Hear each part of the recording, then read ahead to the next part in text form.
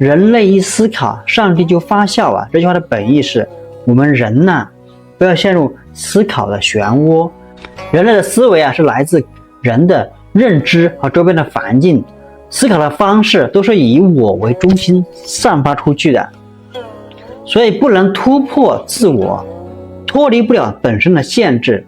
那要怎么做呢？以人观己，用观众的身份看世界，用上帝的视角看世间。不上圣玄微妙法，百千万世难遭遇。我今见闻得受持，愿解无为真实义。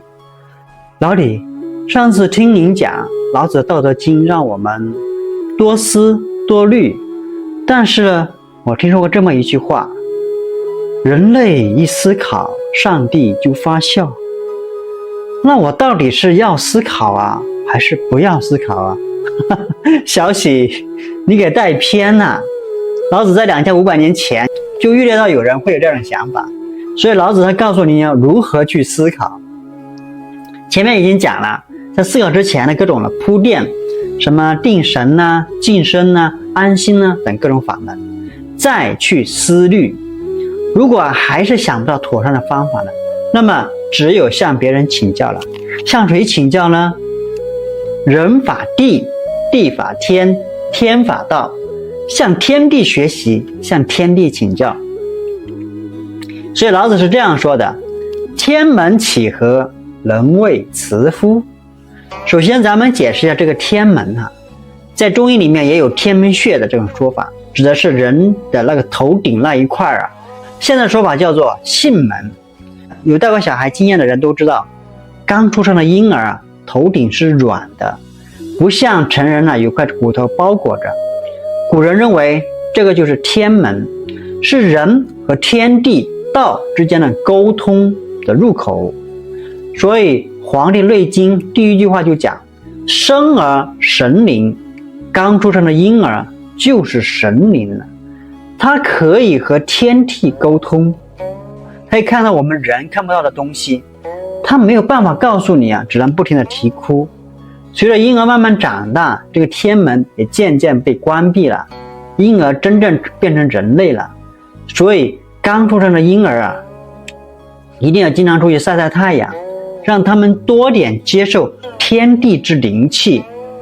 按照现在的科学的说法，就是让大脑更加健康的发育，这样的孩子更加聪明，看起来更加有灵气。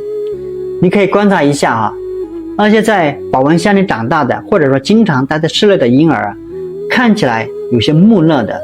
所以老子说的这句话呀，天门启合是一个比喻，让我们重新回到婴儿的状态，不是真正的让你把头盖骨打开哦。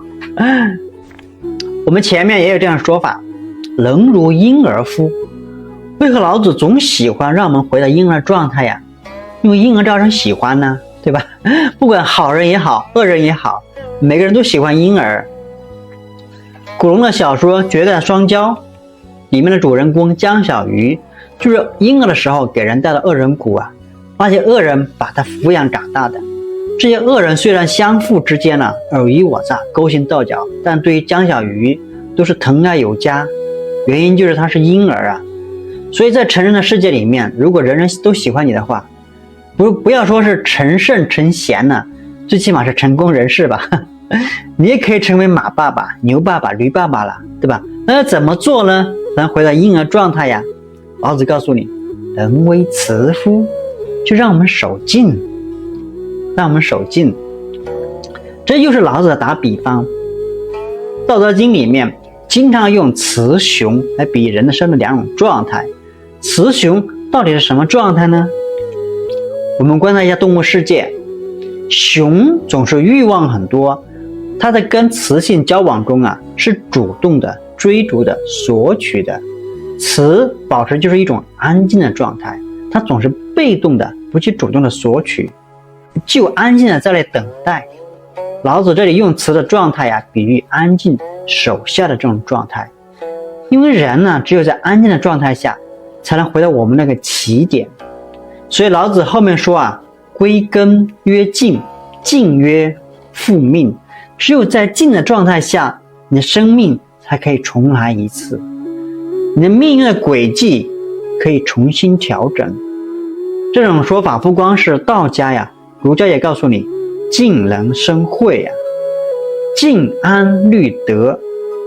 释迦也说要打坐禅定才能进入到般若境界。西方神学关于守心的说法就是冥想。就像我们的学校、医院墙上贴的很多都是一个大大的静字，你说上面的我都不相信，我只相信我看到的，没有关系，老子只是告诉你规律，绝对没有强迫的意思啊，信与不信看个人。天宇虽大，不润无根之草，道法虽宽，只渡有缘之人啊。人不自救，天也难佑啊。所以静就是开启天门的钥匙，入静天地齐助力，造来英雄不自由。小喜啊，他说的啊，人类一思考，上帝就发笑啊，那是西方的认知。老子说的多思多虑啊，首先是静心，再用心去体悟，是新的思虑，而不是用老的思考。但是西方的思考是老的思考，是大脑的思考，因为在他们的言语文化中啊，没有新这个概念。你在西方的言语中找一找，不论是英语、德语还是俄语、法语，都找到一个表示新的单词。就像中文的般若啊，其实是梵文的音译，因为在中文里面找不到般若的词语，所以说人类一思考，上帝就发笑啊。这句话的本意是我们人呢，不要陷入思考的漩涡。人类的思维啊，是来自人的认知和周边的环境，思考的方式都是以我为中心散发出去的，所以不能突破自我，脱离不了本身的限制。那要怎么做呢？以人观己，用观众的身份看世界，用上帝的视角看世间。